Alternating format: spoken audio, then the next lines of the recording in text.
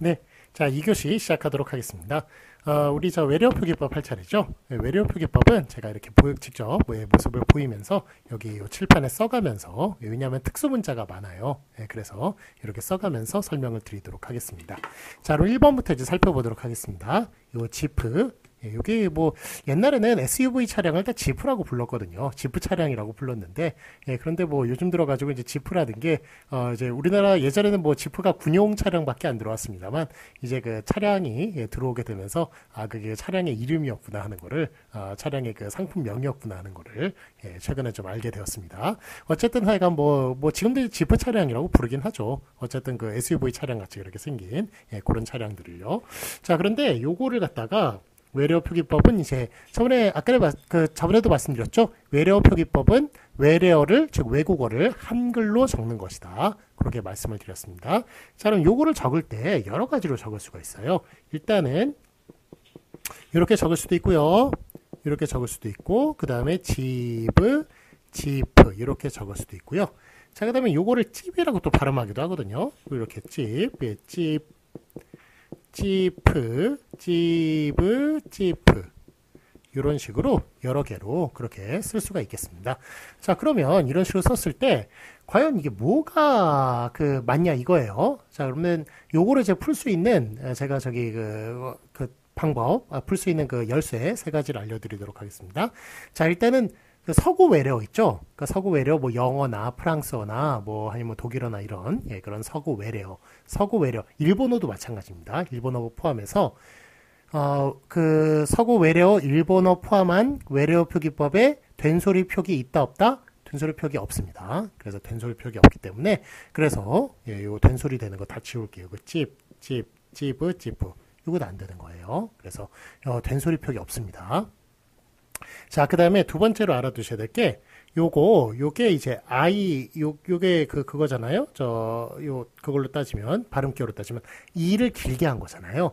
이를 길게 했을 때는 받침을 못 쓴다. 장음에서는 받침을 못 쓴다. 기억해 주세요. 장음에서는 받침을 못 쓴다. 자, 그래서 요 받침을 쓰는 얘네들 탈락. 자, 마지막으로 요 피는 뭘로 쓰기로 했습니까? 피읍으로 쓰기로 했죠. 피읍으로 쓰기로 했으니까 지프 탈락. 그래서 지프가 정답이 되겠습니다. 자, 그래서 이렇게 뭐 간단하게 제가 용례 하나 가지고 말씀을 드렸습니다만, 여기 세 가지 규칙을 말씀을 드렸어요. 첫째, 외래어 표기법에는 된소리 표기 없다. 그래서 된소리 다 탈락했고, 그 다음에 장음에는 받침 못 쓴다. 뒤에 그 받침을 뒤로 내려 써야 된다. 그래서 뒤에 초성으로 내려 써야 된다라는 그런 이야기예요. 그래서 받침으로 쓴 거 탈락. 그 다음에 피는 피읍으로 쓴다라는 거. 그래서 지프가 맞다는 것 기억해 주시기 바랍니다. 자, 그 다음에 그러면 이제 2번을 보시겠습니다. 2번. 커피숍과 커피숍. 이렇게 비읍 받침과 피읍 받침이 있는 이런 경우네요. 자, 그러면 이 경우는 이제 뭘 설명을 드리고자 하는 거냐면 바로 받침의 문제죠. 받침. 그러면 외래어 표기법에서는 받침을 몇 개로 쓸 수 있느냐? 7개로 쓸 수 있습니다. 7개. 쓸 수 있는 거 적어볼게요. 기억 들어가고요. 니은 들어가고 디귿 안 들어갑니다. 리을, 미음, 비읍, 시옷, 이응. 이렇게 7개. 이렇게 7개만 받침으로 쓸 수 있다는 것 기억해 주세요. 자, 그러니까 커피숍 피읍 받침으로 쓴 것 안 되겠네요. 7개 안 들어가네요. 비읍만 들어가네요. 그러니까 커피숍 그 앞에 게 맞다고 말씀을 드릴 수가 있겠습니다. 자, 그러면 3번 파리와 파리. 자, 요거는 1번을 푸실 수 있으면 3번 푸실 수 있겠죠. 바로 이제 서구 외래어는 된소리 표기 없다. 그래가지고 파리라고 써주셔야지 파리라고 써주시면 안 되겠습니다. 그래서 예전에 그 홍세화라는 분이 있었어요. 그래서 나는 파리의 택시 운전사라는 책이 한때 되게 한국에서 유행을 했던 적이 있습니다. 이분이 뭐 하여간 한국에서 그 교수를 하셨던 분인데, 서울대 나와서 교수를 하셨던 분인데, 하여간 이분이 이제 빨갱이 공산주의로 몰려가지고, 그래가지고 저 프랑스로 망명을 가셨던 분이에요. 근데 뭐 아무리 한국에서 교수를 하셨다고 하더라도 프랑스에서는 뭐 프랑스 그걸 인정해 주지 않지 않습니까? 그래서 거기서 택시 운전을 했어요. 그래서 거기서 있었던 에피소드 이런 것들을 이제 적었던 책이었는데, 예, 그래서 나는 파리의 택시 운전사 이런 식으로 1990년대에 그런 식으로 나온 적이 있었는데, 그 파리라는 표기는 잘못된 표기가 되겠습니다. 파리라고 써야 예, 그 맞는 표기가 되겠습니다. 하여간 86년도에 외래 표기법이 나왔음에도 불구하고 90년대에도 이미 파리라고 그 파리라고 막 쓰는 경우가 많았고, 지금 현재 뭐 30몇 년이 지난 지금도 외래 표기법은 그렇게 좀 어렵기 때문에 많이 알려지지 않은, 예, 그래서 우리 또 발음하고 또 표기하고 워낙 좀 다르기 때문에, 예, 그래서 그런 이질감 때문에 많이 알려져 있지 않은 그런 규정이라고 또 말씀을 드릴 수 있겠습니다.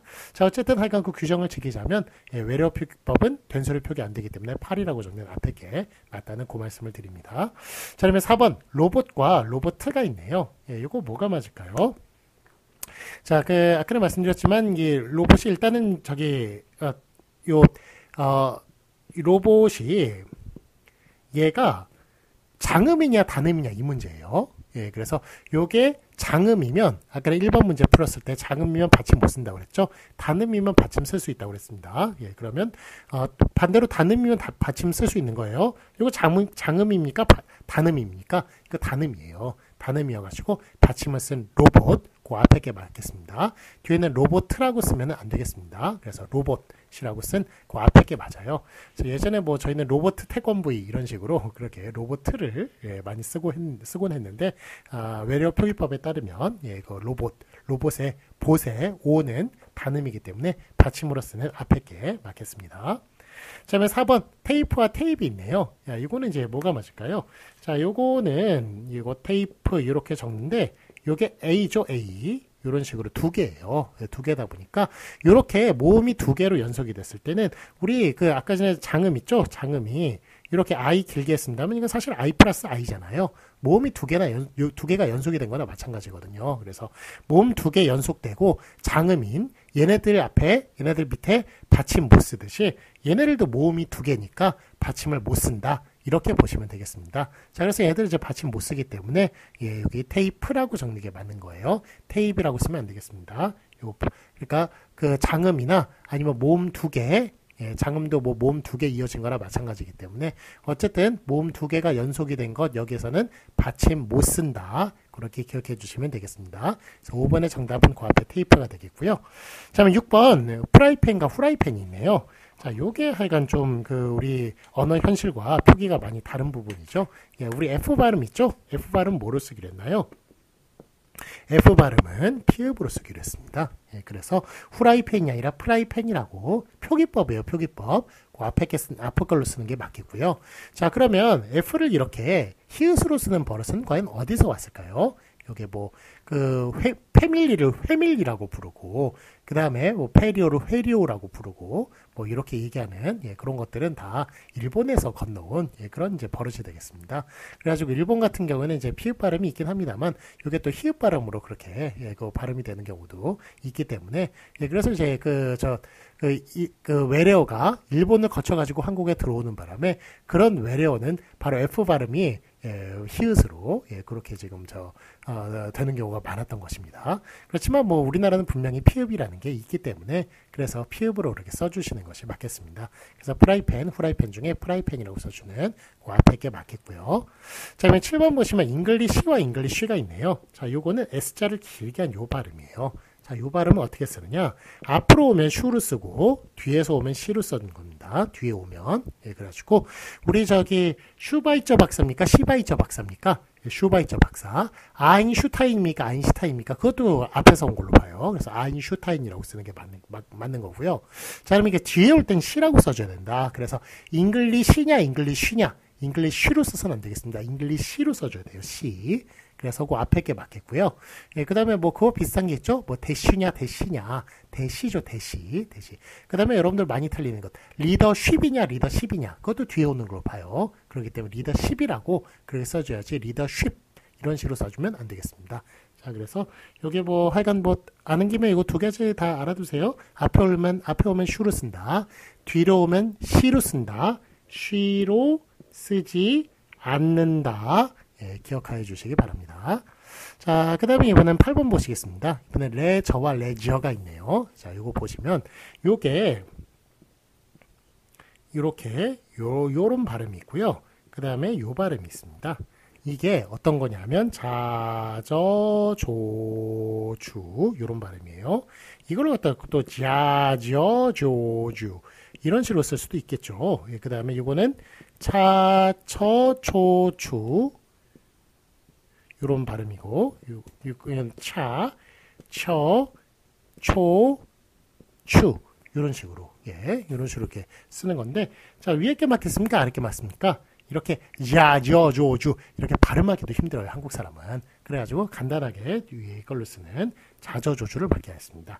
아래 것도 차초초추가 맞지 차처초추 이렇게 발음도 어려워요. 그렇기 때문에 요 위에 걸로 이렇게 써주기로 했다. 요 발음들은 다 이렇게 써주기로 했다. 간단하게 요거 기억해 주시면 레저냐 레지어냐 금방 답이 나오죠. 레저죠 레저 자 주스입니까 주스입니까?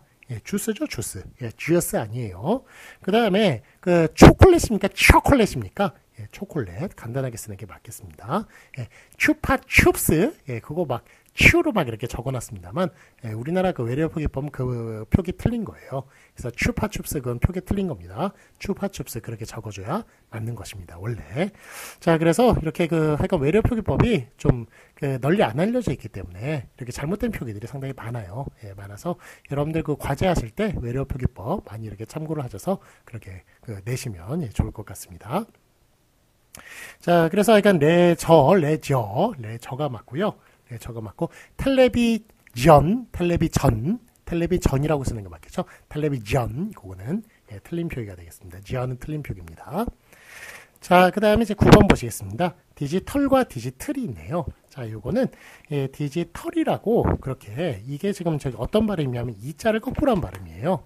디지털 털 할 때 요게 이 자 거꾸로 한 발음 요거는 어로 쓰기로 했습니다. 그래서 디지털이라고 이렇게 써주는 앞에 게 맞겠습니다. 자, 외래어 표기법은 이렇게 표기를 갖다가 외국어 표기를 갖다가 한글로 옮기는 것이 아니라 외래어 발음을 표기로 옮기는 거예요. 한글 표기로. 그렇기 때문에 항상 발음에 주의를 해야 된다라는 것 같이 알아두셨으면 좋겠습니다. 자, 다음에 컬러와 컬러가 있네요. 자, 요거는 이제 요 발음이거든요. 사각 발음. 컬러 할 때. 그래서 요거는 이제 어로 쓰기로 했어요. 그래서 컬러라고 그렇게 앞에 걸로 써주는 것이 그게 맞습니다. 색깔을 얘기하는 거예요. 자, 그 다음에 이제 11번 콘셉트와 컨셉트가 있는데 자, 이건 오늘 컨셉을 뭘로 잡았냐? 얘기할 때 그렇게 얘기할 때 말하는 거죠. 그런데 컨셉이란 발음은 틀린 발음이고요. 컨셉트 뒤에 트자를 붙여줘야 돼요. 붙여줘야 되는데 과연 또 컨이 맞느냐 콘이 맞느냐 요게 이제 문제가 될 수가 있는데 자, 요거는 어떤 발음이냐면 시력검사 발음이에요. 요게 이쪽으로 뚫려 있죠. 이렇게 뚫려 있는 그런 시력검사 발음. 요거는 어떻게 쓰기로 했느냐? 오로 쓰기로 해줬습니다. 자, 그래서 콘셉트, 컨셉트 중에 뭐가 맞아요? 콘셉트가 맞는 거예요. 그래서 그 앞에 것 맞다는 것 기억해 주시기 바랍니다. 자, 그러면 12번 보트와 보트가 있는데 요거 좀 하여간 좀 재밌는 거예요. 요게 원래 오우거든요. 오우. 그럼 당연히 이거는 오우로 써줘야 될 것 같죠?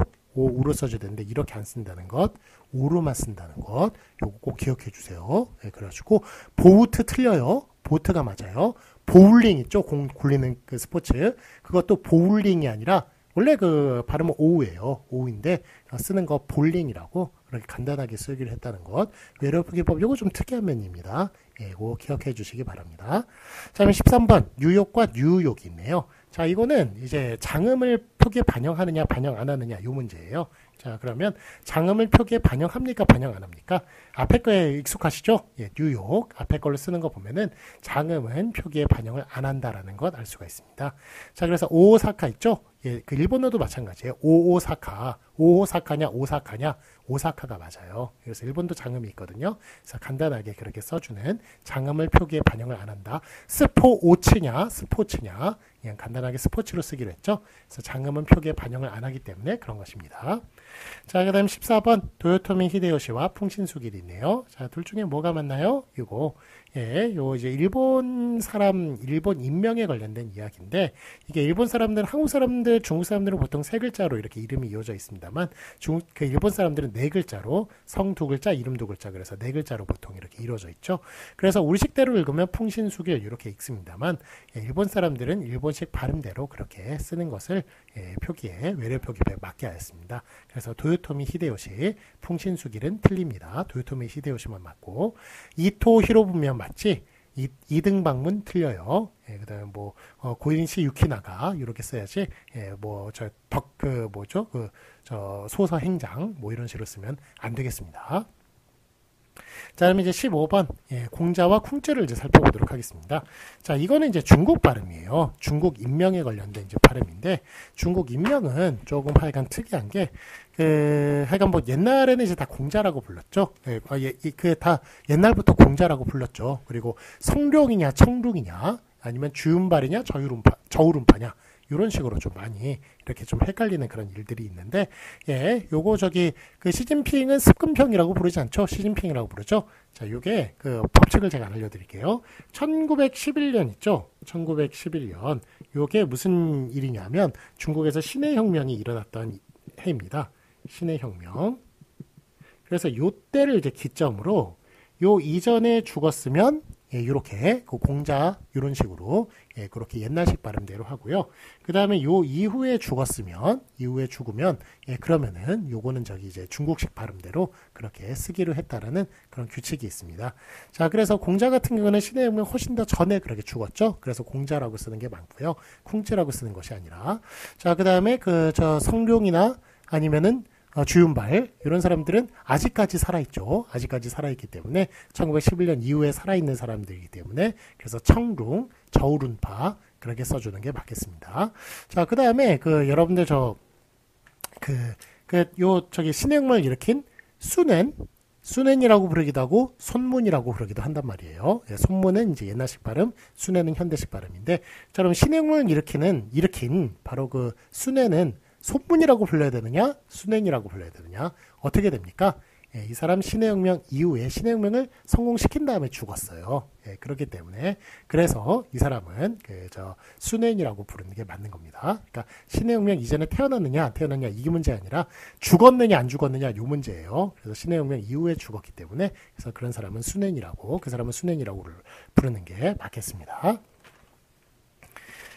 자, 이와 같이 지금 외래표기법을 쭉 이렇게 살펴보았습니다. 그래서 외래표기법과 로마자 표기법은 요걸로 이제 끝이에요. 끝이고, 우리가 좀 더 이렇게 저에게 좀 시간이 좀 더 이렇게 주어진다면 하여간 한글 맞춤법을 두 학기에 걸쳐서 이렇게 할 수 있게 된다면, 그러면은 제가 이렇게 다 나눠가지고 하겠습니다만, 매번 한 학기에 한 번, 그걸로 끝이기 때문에, 그래서 이런 식으로 계속, 여기까지만 이렇게 진도를 나간다는 것, 미리 좀 제가 처음부터 말씀을 드렸고요. 그러니까 외래어표기법, 로마자 표기법, 이 정도면 충분합니다. 여러분한테 아시는 것, 이 정도면 충분하니까, 요걸 좀 잘 활용해서, 그래서 정확한 표기를 그렇게 앞으로 해주시기 바랍니다. 자, 그러면 이제 5번 연습 문제 풀고요. 그 다음에 우리 책 들어가도록 하겠습니다. 자, 5번 연습 문제 1번. 내가 그 일을 할 개와 할게. 자, 미리 한번 풀어보세요. 잠깐 이제 중단해 놓고 풀어보시고. 자, 내가 그 일을 할 개와 할게. 뭐가 맞습니까? 이거 리을 개로 그렇게 쓰기로 했다는 것 기억나시죠? 발음은 리을 개로 하더라도 쓰는 건 리을 개로 쓴다. 그 앞에 것 맞습니다. 할 개로 쓰는 앞에 게 맞습니다. 그 다음에 2번. 철수가 아마 그 빵을 먹었을 거야 라고 얘기하는 것. 이거 어떻게 띄어써줘야겠죠? 띄어써줘가지고 왜냐하면 먹었을 것이 하거든요. 것이 거라고 그렇게 의존명사 거가 될 수 있기 때문에 의존명사 앞에서는 띄어쓰는 게 맞습니다. 그래서 먹었을 띄고 거야 이렇게 쓴 뒤에 게 맞겠습니다. 먹었을 것이야 것이 거로 그렇게 줄어들 수 있기 때문에 둘 다 의존명사이기 때문에 앞에 띄어써야 됩니다. 그러면 3번 철수가 밥을 안 먹는다 요거 아니 먹는다죠. 아니 먹는다기 때문에 아니라고 쓰는 것이고 앞에 걸로 써야 되겠고, 그 다음에 먹지 아니한다 지 아니하다로 쓴다면 바로 니은 히읗으로 이렇게 써줘야겠죠. 그래서 지 뒤에 니은 히읗이 붙는 거예요. 그래서 니은 히읗. 그래서 지 아니하다기 때문에. 그래서 어쨌든 이거 먹다 먹다 앞에 지 뒤에가 아니라 먹다 앞에 저 동사 앞에 사용되는 것이니까 아니 먹는다 앞에 걸로 써주는 게 맞겠습니다. 자, 그러면 4번 나는 김 과장의 집에 들렀다와 들렸다가 있는데 둘 중에 뭐가 맞나요? 집에 들렀다가 맞는 거죠. 그래서 방문하다는 것은 들르다. 그래서 그것을 활용한 들렀다가 맞는 것입니다. 들리다가 아니라 그래서 들렸다가 아니라 들르다, 들렀다 앞에 걸로 써줘야 맞겠습니다. 자, 5번 외래어 표기법에 따라 바르게 표기한 것을 보시겠습니다. 1번 터미날 이거 맞을까요? 이거 이자 거꾸로 한 발음이네요. 발음 표기 보시면 그래서 터미널이라고 써줘야 맞겠고요. 그 다음에 2번 대쉬 맞습니까? 틀리죠? 요거 저 S자 길게 한 거 요거는 뒤에서 쓸 땐 C로 써준다. 그래서 대쉬라고 써주는 게 맞겠고요. 자, 그러면 3번 플루트. 자, 요게 옆에 이렇게 피리 부는 그 플룻이에요. 플룻. 여러분들이 플룻이라고 많이 알고 있겠습니다만 자, 보세요. 이게 우가 이게 장음이네요. 장음이다 보니까 장음에는 받침 못 씁니다. 그래가지고 요거를 뒤에로 쓰는 플루트 요 발음이 뜻밖의 맞는 거예요. 요 표기가. 그래서 여러분들이 흔히 쓰는 플룻이라고 쓰는 것 그거는 틀린 표기가 되겠습니다. 요 플룻은 틀린 표기예요.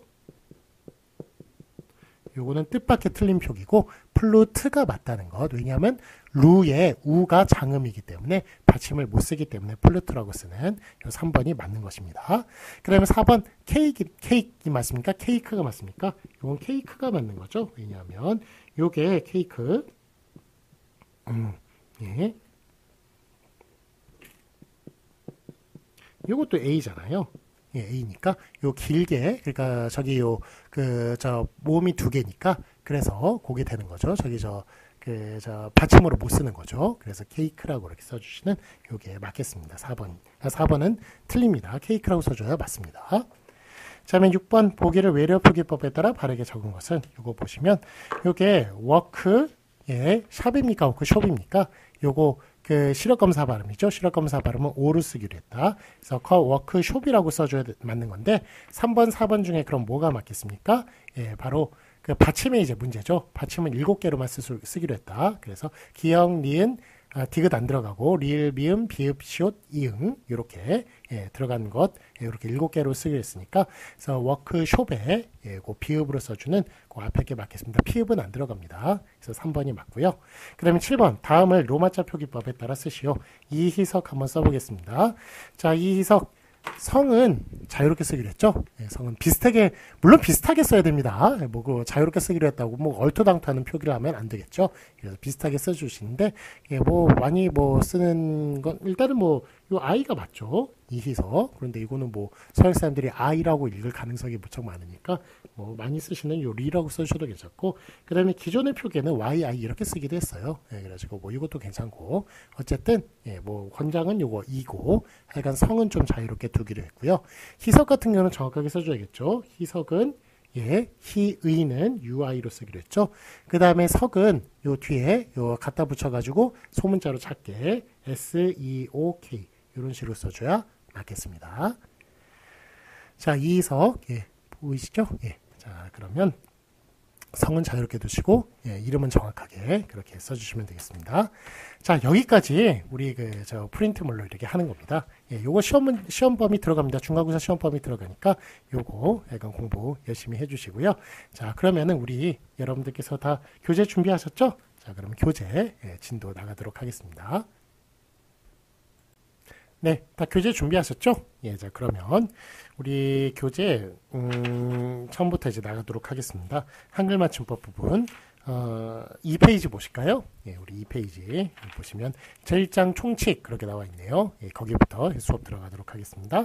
자, 한글 맞춤법 1항 철자법 이렇게 나와 있네요.